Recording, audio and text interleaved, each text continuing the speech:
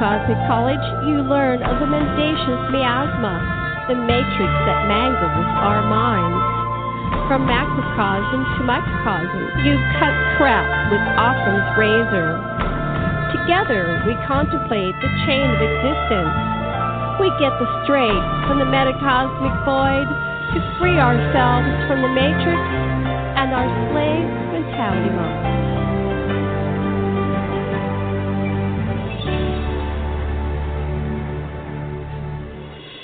Dr. Sasha and Janet Kira Lessin teach. The lessons host cutting-edge savants from anthropology, exopolitics, extraterrestrial studies, ancient history, psychology, astronomy, physics, and all chakra tantra. We also feature ufology, sociology, geology, philosophy, and theogen research, and relationship counseling. At the Cosmic College, experts in hypnotic regression and progression, holotropics, contact therapy, existential analysis share their methods and experiences. You hear programs to center yourself, access your fair inner witness, and recognize, accept, coordinate, and synergize your multidimensional, multi-local subcells. At the Cosmic College, you get practical steps to spiritual ascension.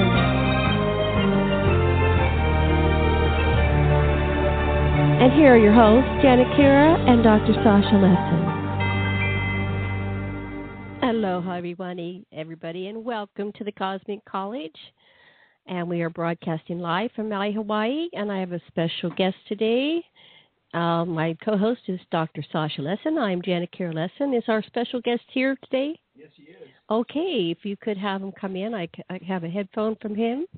Please have him come in now. We're live. He's in the laboratory. Okay. Wait. You don't even have a speaker on. Okay, here we go. I will tell you a little bit about today's show while Dr. Lessin brings in our special guest. So in the second hour, we have Omnec-Onec, and let me tell you a little bit about her. She wrote a book called From Venus I Came, The Extraordinary Story of Omnec-Onec, the Woman from the Astral Level of Venus. And in 1955, there was a landing of an extraterrestrial spaceship in the desert of Nevada in the USA. And let me read a little bit from her book. I was in the deep of night among the remote mountains and desert wilderness of Nevada. It was in the deep of night among the remote mountains. Let's try that again, and it's a really tiny print. It was in the deep of night among the remote mountains and desert wilderness of Nevada that the glowing spaceship touched down. The odd humming sound steadily became fainter and fainter. Then, as if from nowhere, a round opening appeared in the circular craft, and several figures stepped down into the headlights of an approaching car. One was a tall, handsome man with his long blonde hair neatly tucked away under a hat. Beside him stood a little girl and the ship's pilot. Minutes later, the tall man and his little blonde niece were on the way down the bumpy desert road, while the mysterious spaceship sped off into the starry sky. The most earth-shaking revelation of the 20th century will be that since Earth was first colonized, human beings have been arriving to the planets in this very solar system, planets which most people today believe cannot possibly have advanced human life. Their ships land secretly in remote parts of the world where they are met by friends who have already been absorbed into Earth society. Most of the newcomers do not become involved in life here, something that has been going on for a long time. But the people who know about us or even suspect we exist are very few in number. Today, after almost 3 decades of silence, the truth about that chilly desert night can be told. It has sometimes seemed like I have lived the life of Sheila, but Sheila was to be my name only until the time was right for me to tell Earth's people who I really am and where I really come from. That time has arrived. My real name is Omnec. I was the little blonde girl that night in the desert, and the stately man beside me was Odin, my loving uncle. Both of us had arrived from Tithania, Tythania, the planet you call Venus. As a child, I had made the decision to spend the rest of my life on Earth, and as a matter of destiny more than anything else. I'm going to put us on with a little commercial here while I get my crew assembled. So I'll be right back.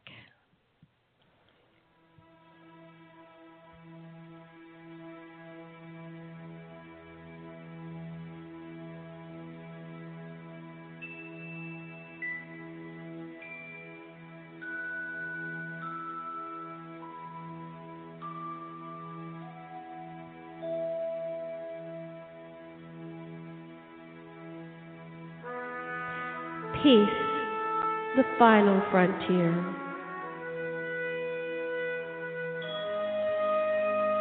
These are the voyages of Spaceship Earth. Her ongoing mission to reach out to new peoples and create conscious, kind, loving, civilized civilizations. Societies free from crime, disease, murder, and war. Worlds where each citizen is born with basic sentient life rights. The right to live in dignity, truth, beauty, and authentic peace. A lasting peace full of love, with clean water, fresh air, unpolluted soil, healthy food, comfortable homes, and education free from programming, propaganda, and political agendas. Worlds where all have right livelihood, where their work's so much fun it feels like play because they're doing something to earn a living that they truly enjoy. These worlds, free from political systems that deny basic life rights, support freedom for all. Its citizens, free, are at choice, free to choose their own spiritual paths, relationship choices, sexual orientations, and govern their own bodies, souls, and selves from their heart's desire. Worlds where each citizen is encouraged to co-create with Source in unique, idiosyncratic, individualistic ways. They're supported to create diversity, maximize individual expression, respect individuals while embracing ahimsa, do no harm to any person, group, or the whole. Together, remembering our oneness, eternally connected, united by universal, unconditional, unlimited love, we boldly go where no world has ever gone before.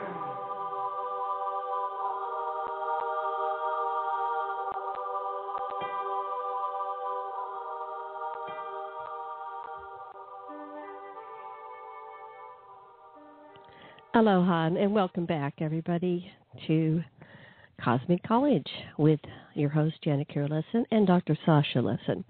And we got everybody assembled here. So today our special guest is Steve-Omar. Say hi to everybody. Aloha from Hawaii. Okay. So we have been talking about the Maui UFO Report. So, Steve, what would you like to tell our listeners today about what's going on with UFOs and Maui? Well, today we have Onek from Venus on here, who I've talked to on the phone. Basically, I'm going to tell about a Venusian connection that happened in Lahaina, and this is the first time it's ever been told about on radio or television. I've never spoken at my many lectures about it. It happened in 1972. We were told in 1950, 77 Venusians were dropped off on Earth incognito to dress like Earth people, go monitor the Earth, remain very incognito and only appear to a few people like Onek does. So what happened was Gabriel Green, who took over our Department of Interplanetary Affairs on an international basis in 1973, knew a man named Michael Barton, who also went by the name Michael X. And he wrote a book called Venusian Secret Science, which Gabriel was able to bring to Maui and give to us. It's a very rare book. And what happened was, according to Michael Barton, he lived in Santa Barbara, and they were seeing UFOs like out in the country. And so what they did, he went back hiking in the hills, and a spacecraft landed, and a couple of pilots came out, and they had long blonde hair. And there was a guy that had kind of violet eyes and a woman with kind of violet golden eyes. And the man's name was Zara, and the woman's name was Shalana, and they said they were from the planet Venus. And what they did, they contacted Michael because he ran metaphysical lectures, and he had a metaphysical association, and they determined he was a really pure person to spread the message. So what they did, they gave him a bunch of information called the Venusian Secret Science and a series of contacts, and very rare book, and Gabriel Green was able to get a hold of it from him and bring it over to Maui in 1973, and in the book were detailed instructions how you can contact the pilot of a Venusian spacecraft. Now, when I first got this book, I was very skeptical, and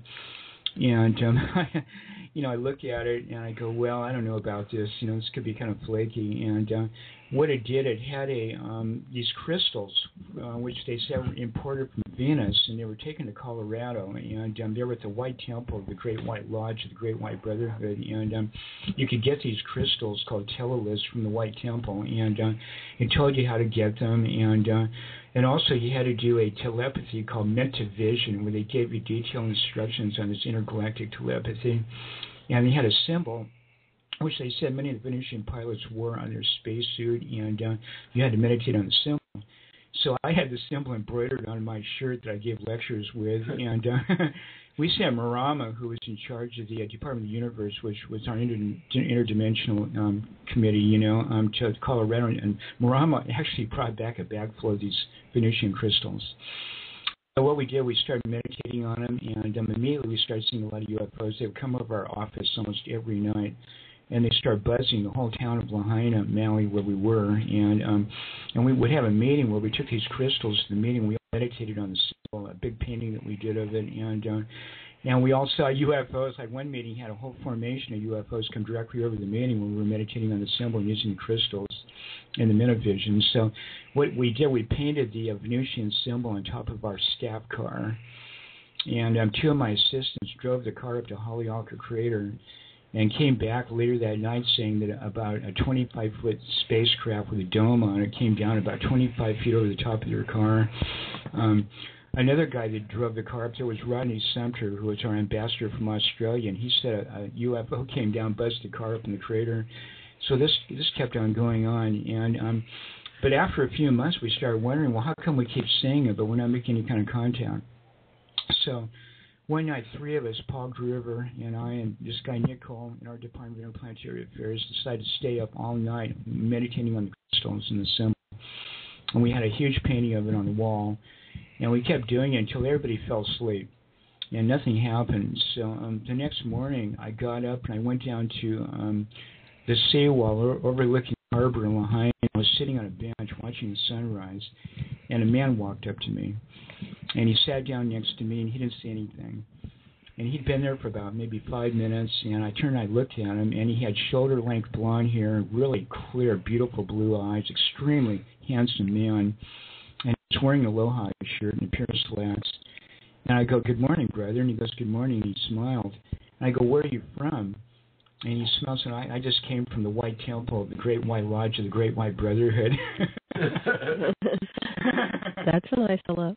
And that just about floored me. I go, "Why are you an ascended master? I've always wanted to meet an ascended master." And he goes, "No, I'm not an ascended master, but I'm a representative for the Brotherhood." I go, "What are you doing in Lahaina?" Yeah, of all places. And he said the Hierophant had sent him to Maui to investigate our Department of Interplanetary Affairs and our planetary citizens. We're called Exions, and what the planetary citizens were and what they were doing. And he asked me to. And I said, well, we don't consider ourselves Americans or Germans or Russians, or we're planetary citizens. We're not Catholics or Protestants or Muslims. We are, planetary. And And we don't discriminate on people based on gender, race, religion, nationality, economic level, or educational level. And he smiled and he said, that's quite good. And then I said, well, you know what? We just formed this new department called the Department of the Universe. And Marama wanted to leave the island and go someplace. She wanted to go to Colorado. We need a new director for it. And I think you would be perfect for doing it. How would you like to be one of our planetary citizens in the Exions and run the Department of the Universe? And he kind of laughed. And he goes, there might be one problem. I go, what is it? He goes, well, I'm from another planet. That would be a problem. And I go, well, would you mind telling me what planet that is? And he goes, well, I'm from the planet you call Venus. And he said he was the pilot of a UFO that was hovering over the crater. It was stationed over Holyoke Crater, which reminded me because an astronomer from the observatory up in the crater, the telescope, would come into my office and filled out one of my UFO reports saying there was a flying saucer that had been hovering over the crater, and it was stationed up there, and the astronomers had been monitoring it for quite a while, and it was just sitting there. And we told me that was a ship.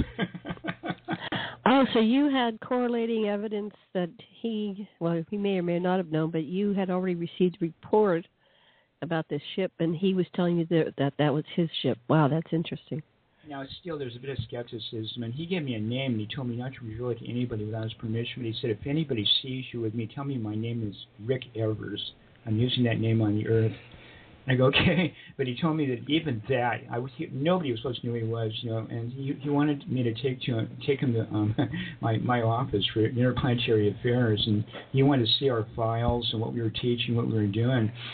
Well, I told him that night, it just so happened, we were having our weekly meeting on Thursday night.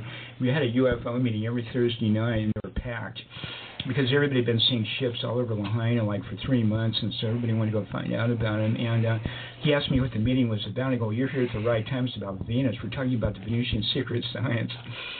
And this is really incredible because we had a big painting on our wall of the capital city of Venus, Reds. It's a spaceport up there. And at the time that Richard Fields painted it, we weren't sure what it was. And what happened, a friend of mine, John Schofield, that ran the Aquarian Age Center, channeled it, and he drew it. He was a great artist, and Richard Fields painted it, but we thought it was something from Lemuria. But what it is, it's a six-pointed star with a pyramid right in the middle, and there's 6 domes on each of the points. It's surrounded by 144 domes and pyramids in concentric circles. So he was staring at the painting. He goes, do you know what that is? And I go, I'm not sure what it is. My friend channeled it and painted it. He goes, that's our spaceport. That's Reds. That's on Venus. And he said that's the only thing on the material plane of Venus. Everything else is in another dimension. But that was the one thing that was on the material plane, was an intergalactic spaceport. And so we're just going, whoa, And so the next thing that happened was he said he'd like to go to the meeting and hear what we said about Venus, but he wouldn't talk, and he didn't want anybody to know who he was except just the few people that I told about that, Well, before the meeting, we went over to my apartment, and my father happened to be visiting from California, and my father didn't believe in UFOs. He was a skeptic. And he came in there, and we asked him if he wanted to go to the meeting, and he goes, no, I don't want to go to the meeting because I don't believe in UFOs. I think you guys have been smoking a lot of pot. And he turned to look at it, and he goes, what's the meeting about? I go, we're going to talk about Venusians.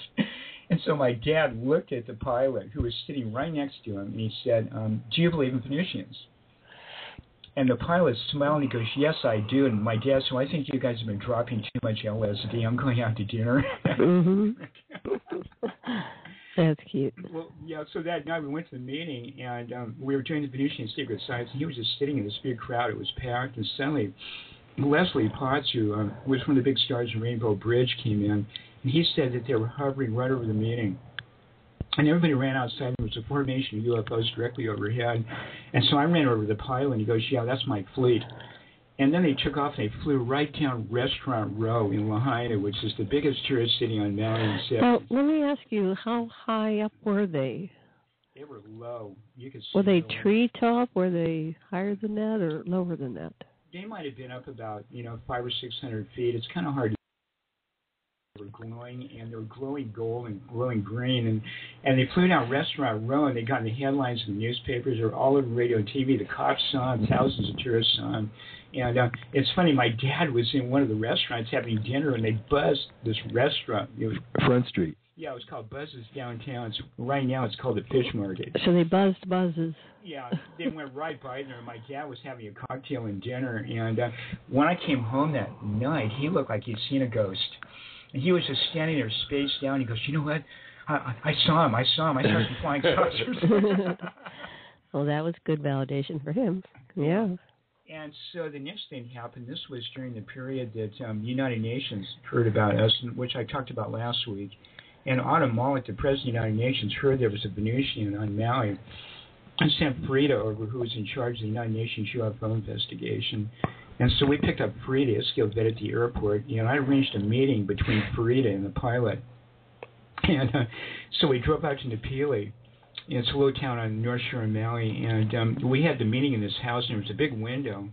And so the pilot walked into the place, and I introduced the pilot to the United Nations leader, who I believe was the second most powerful person in the United Nations in 1972. And basically, the United Nations, there was a private meeting, and we looked outside, and everybody started yelling, hey, there's a flying saucer right out the window. And we looked out, and there was a big UFO hovering, and very calmly, the pilot said, that's my craft monitoring the meeting.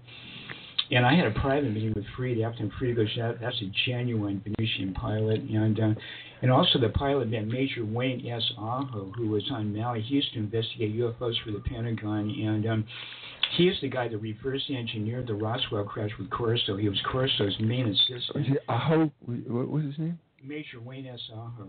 Aho, thank you. Yeah, and he met the pilot. He said that was a genuine Venusian, because he had all his Pentagon stuff on it, and this person was on the island for 6 months. And then here's the thing: when I first met him, I wanted to see if he was a hoaxer.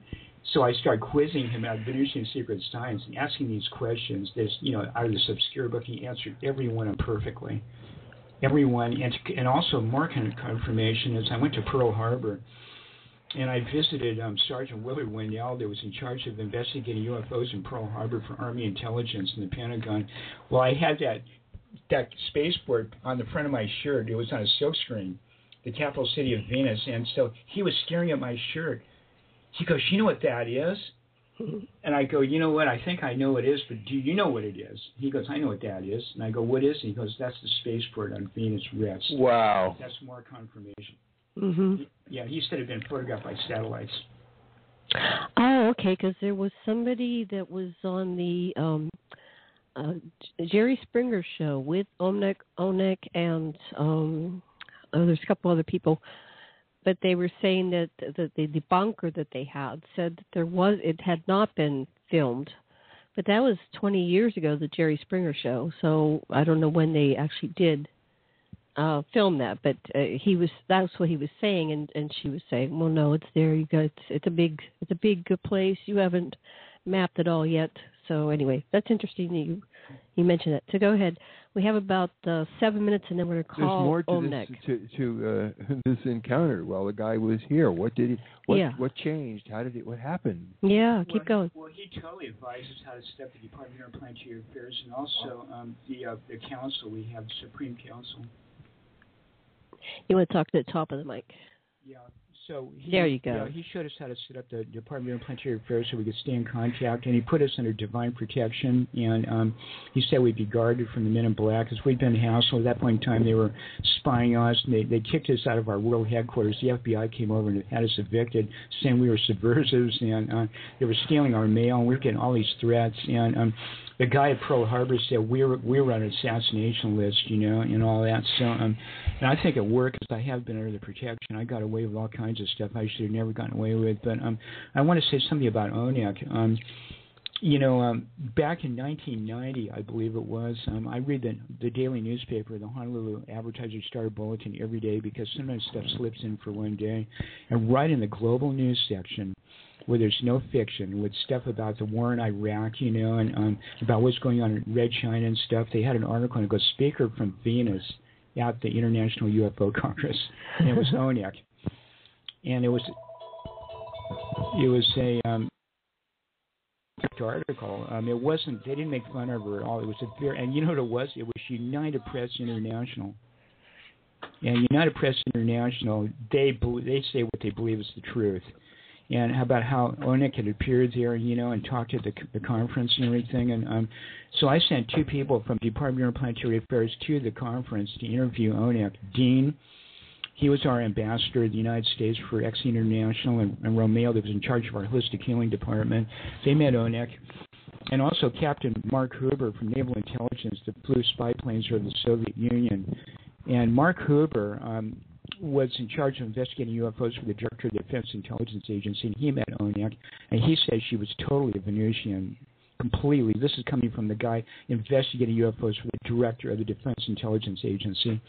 And so they came back, and they said that they were there, and that Onek was able to convince complete skeptics she was really from Venus because of her tremendous telepathic powers and her energy. And it was just amazing. They were telling us these stories. And yeah, so it's interesting. How do you prove you're from Venus? And what she was saying on the Jerry Springer show is that she incarnated into human form, so she's basically a human body. They're not going to take a DNA test and find something different. But her soul has full remembrance of her life as a Venusian, and that she consciously incarnated into a human form as a little girl. So we've got another couple minutes. Why don't I try calling her? Because that might have been she on the regular phone trying to call us. So let me take a moment here. And you guys keep talking, although there'll be probably a sound of a phone calling, but you can keep talking.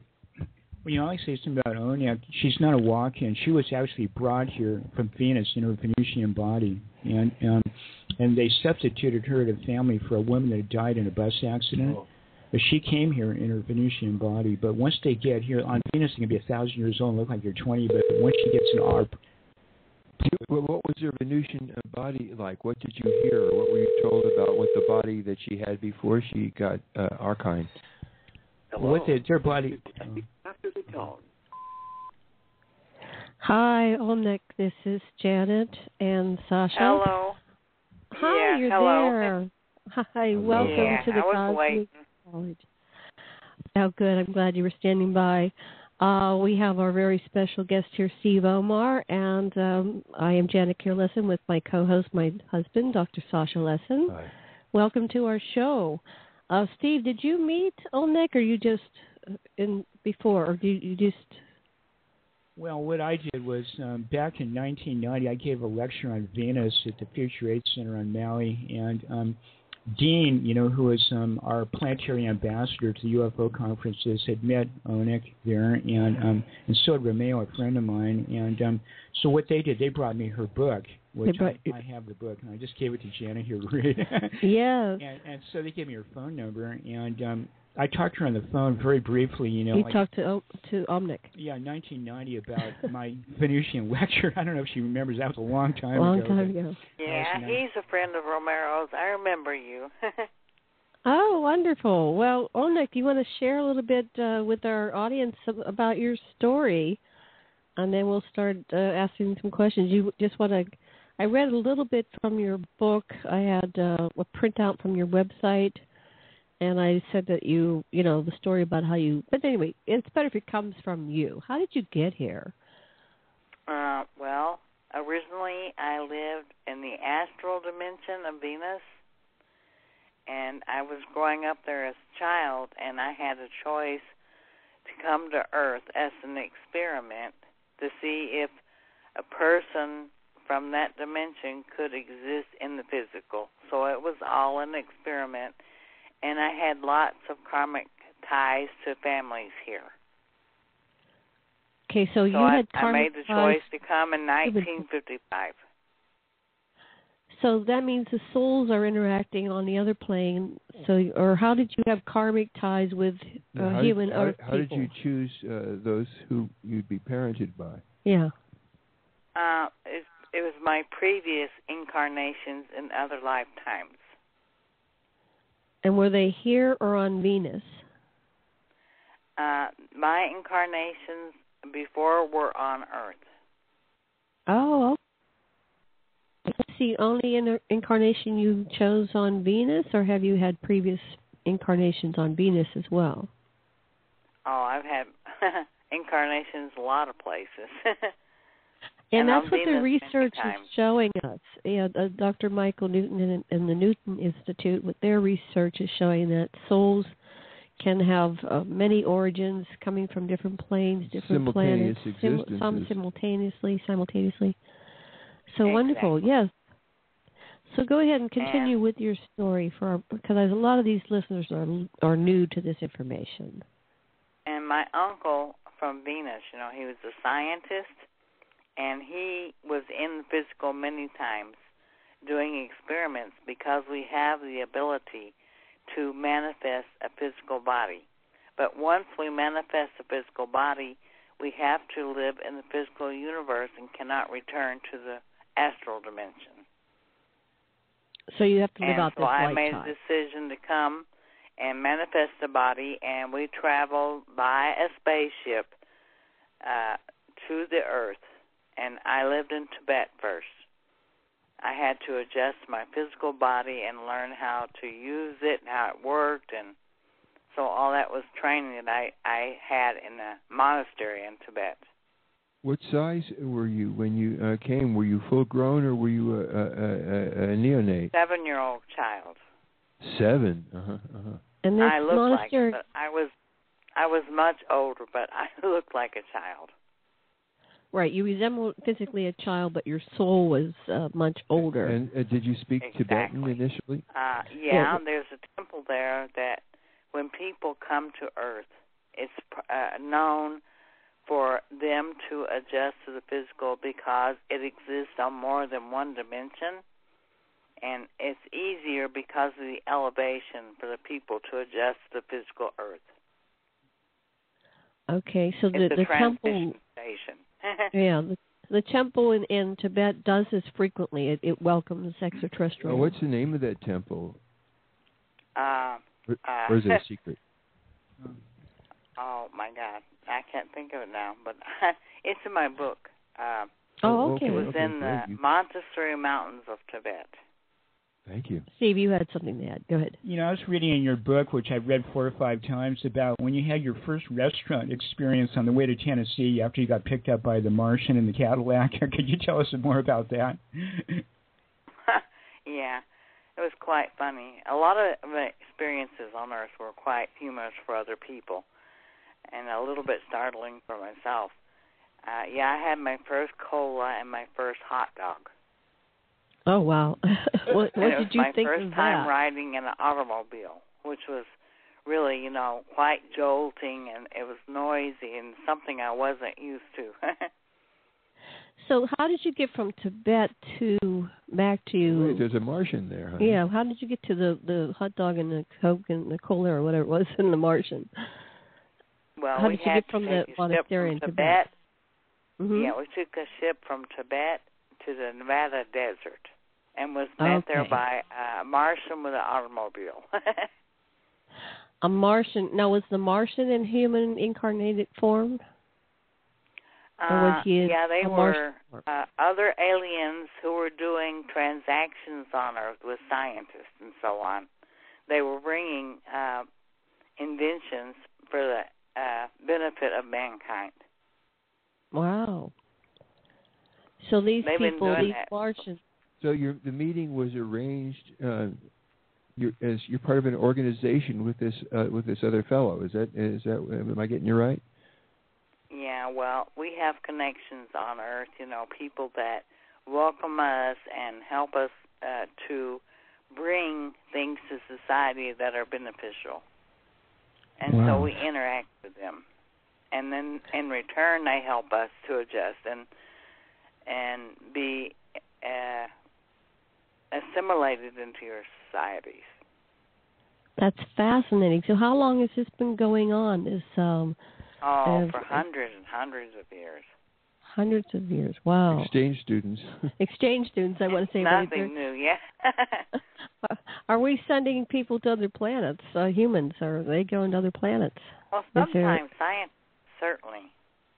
Scientists will. So what do we as others, what is it that attracts others to try to help us out and be here? Well, because we feel that every human being is connected, because we're all, a part of God's creation, and we try to support and benefit one another as best we can to help man to achieve the greatest awareness and abilities to adjust to and to grow into a more evolved human being with greater societies and a chance for living in harmony with the universe. How can we overcome the forces of evil that suppress consciousness on this planet? Well, that's a whole another chapter about the transformation process that we spent 30, 40, 50, 60 years working on. And now it's in process. It's working on Earth. We're in the transformation at this moment. Can you tell us a little bit? You're being able to talk to us is part of the transformation. I can feel it. Oh, thank you. Steve wants to say something. Yeah, go ahead, Steve. Go ahead. Steve, who's with us, I'm sorry, he's been very polite. He wants to say something. Go ahead, Steve. Yeah, this is really important. Here in Hawaii, I'm in charge of a group of people starting a barter network, and where we all trade. We don't rely on money, and we want to know about the Venusian economy. I understand you don't use money on Venus. No, we did away with that a long time ago. What do you do? How do you get food and clothing and everything up there, and housing? Well, we all work together and we share, and then of course whatever that we can process or create, we barter. Yeah, we exchange. Exchange. That was how we started, and that's how we live now for all time. It's all written in the chapters in my book. How do we stop the violence and the wars on this planet? Well, we have to change the consciousness of people, and it has to begin with ourselves first. Mm-hmm. So tell us a little bit more about this transformation chapter that's now written and we've just begun. We're trying to return human beings to their original. The original human being had much more abilities and communications with higher dimensions and non-physical beings that once were humans who are now evolved into what you call masters, and all this was quite common.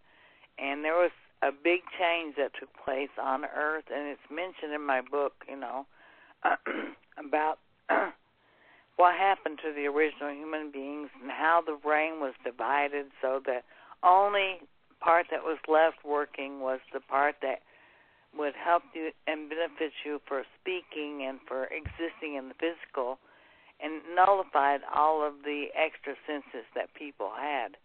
And what we're doing with the transformation is stimulating and helping the two brain halves to work as one again. And it's all described in my book. There's lots of information in there. And I spent years traveling and speaking and doing workshops with people, which I can't do anymore. But it was for the transformation process. And I set in motion meditations and ways that people, and I explain it in my book, how that you can be a part of this and how the process works and how that you can practice and keep the process in action. Everybody has a part.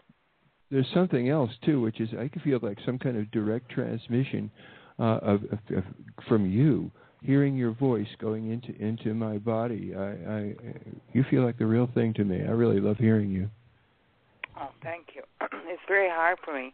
I had to learn to talk and walk and everything after my stroke, so I'm not perfect as I was before. It was easier for me, But I appreciate the chance and the kindness of you people asking me.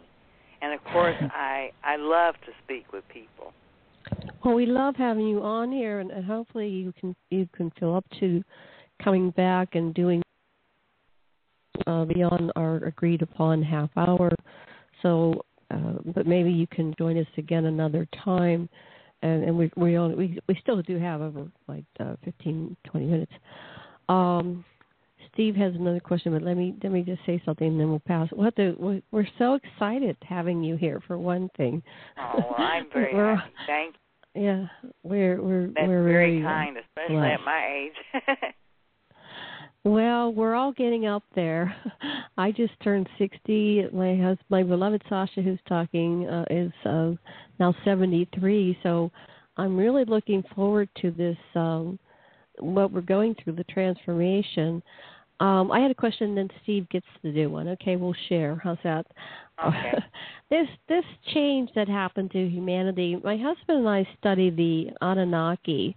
I don't know if you're familiar with the Anunnaki in your cosmology, but these were the story that was translated by Zecharia Sitchin and many other researchers into the ancient languages. Says that they came in here and created hybrids between themselves and the local humanoid life that was evolving. And it correlates with what you said, that they dummied down humanity, and they did something with the brain because there were so many of us and so few of them, and they were afraid of our natural connection to spirituality and higher realms. So does that seem to jive with what your cosmology says, or because I haven't had a chance to read the book? Yeah, go ahead. Well, there's a whole lot of information in the book. Believe me, a lot more than I just got a copy of it delivered to me right like 2 seconds. Actually, the show started, and Steve delivered this copy, and I'm going to sit here the next few days and just absorb it. But if you could just kind of tell us. You know, the transformation process began in 1999, and with the beginning of the process, all of the human beings' karmic ties were ended, so that any kind of living again is purely by choice, and not that you're forced to through a karmic debt. Thank God. Yes, that feels so right to me. Yes. Oh, Steve wants to ask a question. There's so much information in the book. I wish I could tell you all of it. But well, we'll take our time and go. We'll take our time and go through it. And I do want to, before Steve, the book is called UFO From Venus I Came, an autobiography by Omnec-Onec, a Venusian. Is that available on Amazon.com still? The Venusian trilogy, yeah, the brand new one. It's got all my books in one. Oh, all the books are one. So I will, as soon as I get off this show, I will order that, and hopefully it'll take less than a week to get here. All right. Yeah, before that, the only book that was available was From Venus I Came, but now you've got From Venus I Came, Angels Don't Cry, and my spiritual information as well. So you got all three. Excellent. Okay, Steve wants to talk. Go ahead, Steve. Well, you know, I read your book in 1990, and I've always been interested in what you've done and what the Venusians have done between 1990 and 2014, and was wondering if your new books could talk about that. And also, I was reading the state newspaper over here in 1990, I believe it was, and there was an article about you by United Press International in the global news section with all, you know, the war in Iraq and all the major world events. It was none in the opinion section at all. It's a very favorable article about how you appeared at the International UFO Congress. And, you know, usually they just make fun of ETs. And so I got two questions. One, how was your presentation to a point where you got a favorable review by United Press International? And also I want to know about reading about what you've done since 1990. It's Shaktipat, I'll bet. Yeah. Oh, yeah. Well, so go ahead. It's amazing, you know. The fact is that most of the people that were interviewing me came out intentionally wanting to make fun of me, but they got more interested in what I was saying because it was made sense, you know, and then they got interested and forgot about making fun of me. So it turned out very good, every interview. Anya has, in Germany, my friend Anya has videotapes of my German TV interviews with news stations. They're very, very interesting. And she has a lot of videotapes anyway of my workshops and things available for people. And how about your books? Do they go up to 2013 or 2012, or how we can read about what's happened since the 1990s? Everything is in the books that I have written or published. Mm-hmm. There's and nothing so that takes. new. There's nothing new. So there's nothing new to come out. Did you collaborate with anyone writing the book, or did you do it all solo? Oh, originally I talked into a tape recorder, and a gentleman named, well, he was a young boy at the time, 17. He put the manuscript together. Reiner Ludke was his name. Mm-hmm. He was a very good friend of mine, and he volunteered to do this on his own. So he Excellent. put the original manuscript together. So I still want to go back and piece things together for our listeners who are brand new to your information. And I do want to encourage people to go to, is this a website they can go to where they can perhaps get some DVDs and books or whatever? What is your website? I have one on my own homepage. It's Omnec-Onec-Onec-Steve-Omar.com. Okay. Well, I will put a link to that website also on AquarianRadio.com, which is our website for our radio shows, and so people can click through to that. Yeah, and Anya keeps it updated all the time with photos, and when I'm there, I'm going, to Norway in the fall. Uh-huh. To a UFO Wonderful. Congress we're having in Norway. So you're feeling up to traveling again and presenting? Well, they're paying my way and inviting me to speak, so I'm coming. Oh, wonderful, wonderful. Well, I'm hoping to encourage you to come to something we're putting on in California, but I'll talk to you off the radio about that. And you might talk to Anya because they're interested in other speakers for the UFO Congress, if anybody's interested. Well, we love presenting on the Anunnaki. So, Norway, here we come. That'd be great. I will speak with her after we're off the air. So let's go back a little bit more to your story. So we have you landing in the desert with in Nevada with your uncle. Yeah, and I was placed with a family in Tennessee, a little girl that I had karma with, and I had received her genetic imprint so that my physical body will look similar to hers because I was going to live with her family in her place after she died in an accident. Did they know Did they know you were from Venus, your adopted family? No, not exactly. But later on, I told my Earth mother and my Earth father both. I informed them. Did they believe you? Or did they know and they just didn't say anything for Well, I don't know that they actually noticed or anything, but they loved me anyway. It was just, they started to notice that with children and other people and animals and things that there was a great attraction, unusual, in this, and they noticed a lot of things. And I was like a little old lady rather than a little child.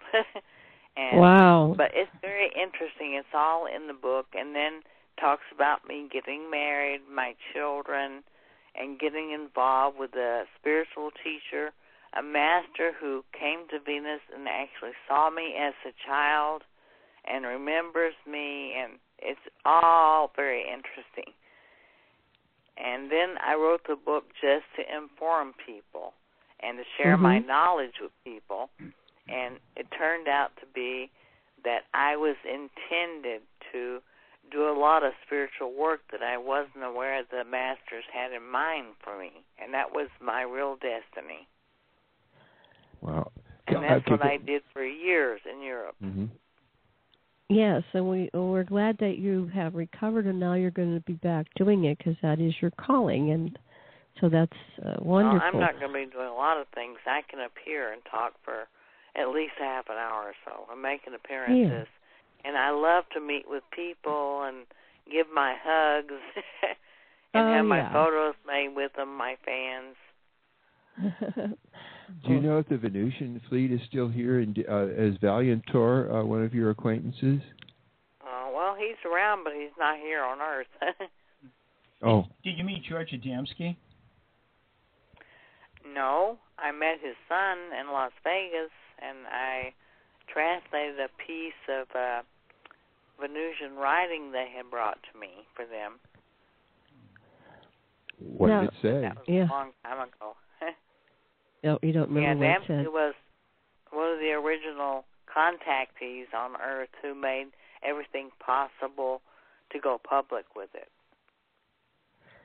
So are there other Venusians or others? You said that this is an ongoing program. Have you met other people? Social welfare. Have you met other people that are from other planets that are in human form? Not recently, no. But you have but they are here. Of your life? They do live here and they do work here. But they don't stay as many years as I have. Most of them are only here for short periods. And do they die or do they just disappear? How do they leave? They usually go back and live on the spaceships and work in the scientific laboratories. Or a lot of motherships are working for the transformation of Earth, and they're around the Earth and they are out in space. And some of them just spend their whole lives on the crafts and some short times on different planets. Wow. So they have a whole, their whole work for them. Well, I'd love to have you at a conference where you could actually take us through some of the exercises that help us escape the limitations and let us, ascend. Yeah, I have a meditation CD that's available. And I created music with a whole bunch of musicians from all over the world. It took me 3 years to produce.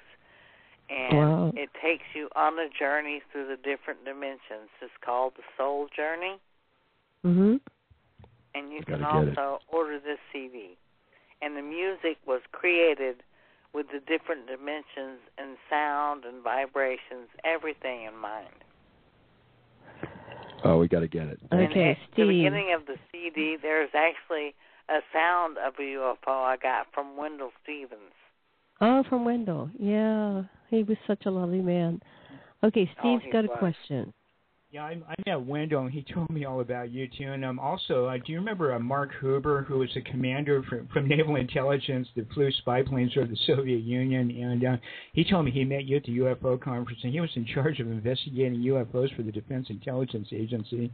And he was really impressed. And, in fact, he even took me up in the crater, Haleakala crater on Mountain, and showed me 7 UFOs hovering over the crater. Do you remember Mark Huber? Wow. I remember him. Yeah, and the other thing, too, is like some of the other Venusians on the planet, did you meet Dr. Frank Strangehays? Because I did meet him before he died, and he was in charge of our Department of I was on television with him in Chicago. Oh, okay, yeah. Well, on the guy that... Springer show. Right, well, yeah. Well, the man that took over his organization after he died for California, Michael Heberger, is a very good friend of mine. He said he met Valiant Thor in the international airport and had a talk with him. When was that? That's great. Just a few years ago. So let me ask that then. If can they travel rapidly? Or are they limited? How do they get from here to there and back? That's been a big question in the UFOs field, or the IFO. They're identified. How do they do the space travel? Does it take weeks? Does it take days, hours, minutes? Venus and here, yeah. No, it's very fast. They travel with crystals and sound and magnetic energy. It's a magnetic EMF. EMF. Mm-hmm. So how long would it take for you to go from Venus to Earth? Like your initial trip, how long did that take? A couple of hours. Couple hours. Wow. Yeah. Yeah. Because they have the ability to change their vibration.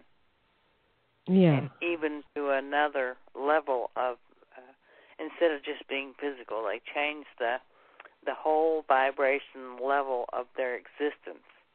so they can appear in a second somewhere and be somewhere else. They have control over everything, over matter, you know. Mm-hmm. They can change their structure. Yep, they're really far advanced. That's how come they can zip in and out of view when people see them, and all of a sudden they disappear. Right, because they can travel that fast, or they can they appear to blink in and blink out. They change their vibration, and people can no longer see them. Right. So if you have someone that's see what happened when I was a kid, I would take people out, and because I could see them, they could see them, but if I wasn't around, they couldn't. I could never explain that. What was that about? Does it make any sense? It has something to do with your own energy field. Yeah, that's what it seemed like, because I'd say, well, you want have to see a very special energy field, plus your higher consciousness, and that makes a lot of difference. Yeah. Steve, you have another question. We only have 5 minutes. Yeah, I've been studying UFOs since 1957, and I noticed that most of the contacts in the 50s and 60s were Venusian, and then beginning in the 70s until now, they've been mostly Palladian and Sirian. Are the Palladians and Sirians active on Venus, too? Do they have bases there, and do they interchange with you? The Palladians have their own agenda. I mean, you know, they're like a divided people. There are the ones who are working for the benefit of the good, and there's the ones who are working for their own benefit. Could you tell us more about they're that? They're like other beings. They're good and there's bad. Are they here? You can't are both say they're all bad or they're all good.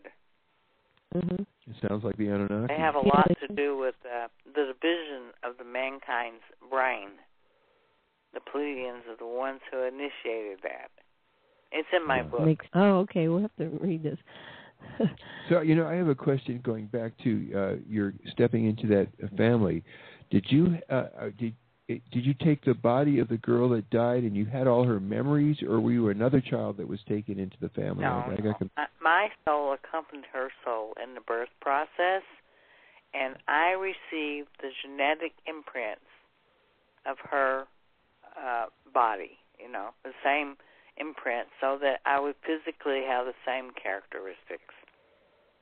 So you could remember whatever her experiences up to that point were. You had the command of that, her memories. Is that? Do I got you right? Yeah, exactly.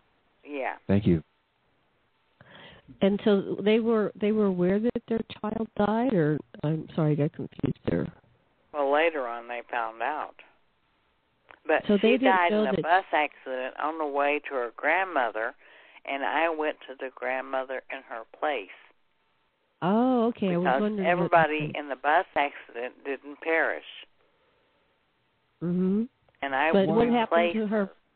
What happened to the body of her, the original one? It burned in the crash. It was a very terrible crash. And I was standing there with the survivors, and I replaced her. And I went to her grandmother in her place. All right, well, we're running out of time, so thank you for coming. I hope that we can have you back for more next week. We've got less than a minute. What would you like to say to our listeners? I'd like to give them a Venusian greeting, which means may the universal love and blessings be. Amul Abaktu Baraka Bashad. Lovely. All right. Well, thank you so much for joining. Namaste. Namaste. Love and blessings. Steve, do you have anything to say before we sign off today? Yeah, aloha and mahalo from Hawaii. We welcome you. If you want to come to Maui, you get VIP treatment. Absolutely. And we do hope to see you again next week. And we're going to talk to Anya and see about going to Norway. Yeah, well, thank you very much. And lots of love to all of you. Bye-bye, Steve. Okay, and aloha. Okay, aloha, everybody. Love and blessings. Bye. Bye-bye. Okay, we're done.